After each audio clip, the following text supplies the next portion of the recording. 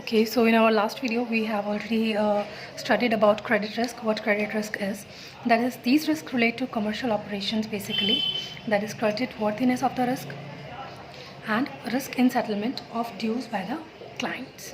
So these two types of the risk, which is some sort of credit worthiness, and another one is risk in settlement of dues by the clients.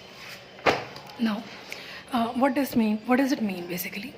So it means that the depression in one's investment due to change in the market index, means market index has changed and other investments is depreciated. Like I invested in some companies, and due to the market index, that investment goes to nil. Now the beta, it is not so important, and of the stock tells us the market risk of stock that is sorted. Means basically market fluctuates and our investment also fluctuate accordingly. So it is basically wants to say in this thing, which we know already what SEBI is, what other things is. Now legal risk. Basically, this risk relates to following risk contracts: contractual liability, fraud, judicial risk, and insurance risk. These risks comes into the legal risk. Now, what are non-financial risk? Basically, these types of risk doesn't have immediate financial impact. Basically, it will not have an immediate effect on the company, but sooner or later, they may give a very serious consequences are very serious, and later, means after a few period, it may impact an organization financially also and reputationally also. It could hamper in a very drastic way to the company basically. So these type of risk may include, which are what comes into these types of risk, that is business industry risk, service risk, strategy risk, compliance risk, fraud risk, reputation risk. So these comes under the non-financial risk basically, which doesn't have the financial impact directly over the company, but at a later stage it could be a very serious consequences, and it could hamper financially also to the organization. Now, what are the industry and service risk basically? So this risk can be categorized basically through like economic risk, service risk, market structure, business dynamics, competition risk, customer relations risk, and reputational risk. So through this risk, what comes under this risk? Economic risk means company can have an economic impact, and also service risk, that there is a service impact, and market structure has suddenly changed, business dynamics has changed, competition risk is always there, customer relation risk is always there. If you're not coordinating with the customer seriously, then customer may move on to some other company also. So reputational risk, if something happens to the brand, then it may have a serious consequences. We have a example of Maggie here. Maggie have a reputational risk that it has lead content, and we know what had happened to the Maggie. बहुत सारे बहुत सारा उसका stuff, उसका food product has been wasted, lot of production has hampered. So it has a financial impact on the organization. Now, what is a compliance risk basically? These risks are compliance risk, basically risk of non-compliance. So these risks arises on account of non-compliance of breach of law, organizations which the entity is supposed to adhere, means which an entity is supposed to adhere, supposed to follow. That risk could be say. So it may result to deterioration of public reputation, means public reputation hamper, penal provisions comes into the picture. So these risks could be termed as compliance risk. What is a transactional risk? Transactional risk basically arises due to failure of or inadequate internal system, means there is not an internal adequate internal system in the company, and lack of such internal system, lack of such adequate internal system in the organization, transaction risk arise. So information channels, employee integrity, and operating process.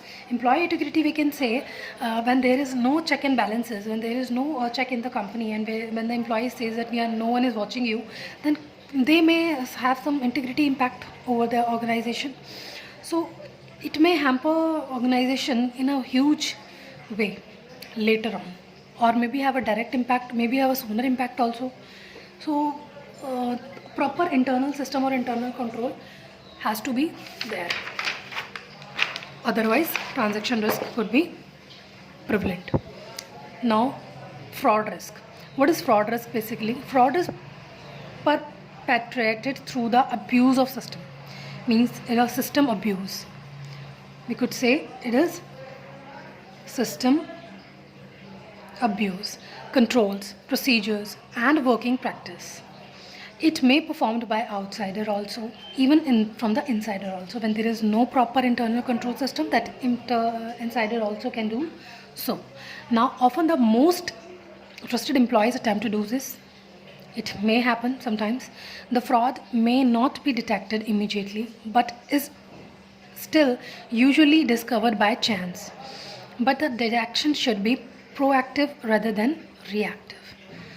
So we know that fraud risk is always there. Even a most trusted employee can abuse the system, and it is fraud risk, we could say, abuse of the system, controls, procedures, working practice, working environment.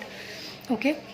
Reputational risk, this type of risk arrives when a negative public opinion is not good for that company, and customers are not happy with such company, and customer have a negative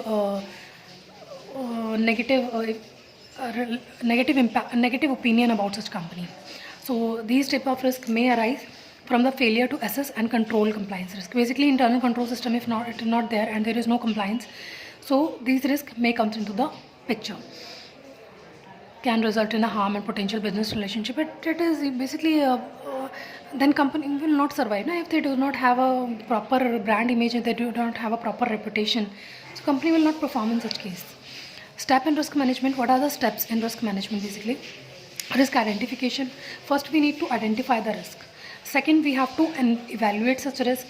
Third, we have to handling such risk. And fourth is implementation of decision. And fifth is risk avoidance, risk addition. These are the how to handle the risk. But we'll study this, that identify, evaluation, analyze. Analyzing is not there, but it may be analyze.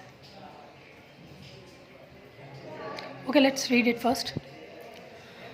So what is risk identification? Basically, any business exists in atmosphere of perpetual change. Okay, exist in atmosphere of perpetual change. Hence, the process of risk identification must be ongoing. Business is for long term, so there has to be a proper identification of such risk, and the risk identification must be going on, and any future in a proper risk identification would result in passive retention. First, we have to identify the risk, that what are the risks associated with such company, and we have to, these type of risk can arise. What are the financial risk, what are the non-financial risk associated to such company? We have to identify such risk first. Then we have to evaluate that could we mitigate such risk, could we how much the risk handling capacity of such company. So then we evaluate that how much it has impact on such company. So the risk measurement process requires a mathematical approach, considerable data on the past losses.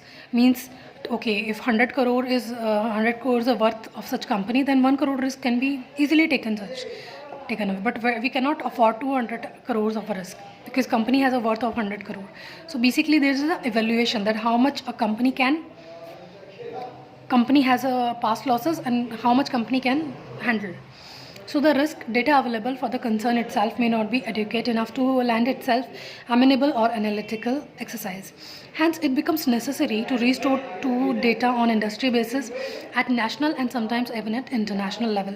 Risk evaluation includes the determination of the probability of chances that losses will occur, the impact the losses would have upon the financial affairs of the firm should they occur, what are the probability of the company, that there is a risk identification. Okay, first we have identified the risk. Okay, A, B, C, D, E. These risks can affect such company. Then we are evaluating. Okay, A has a chances, A and B has a chances to comes into the organization. Now there is a risk handling. A lot of noise outside. I'll record some other time. Bye.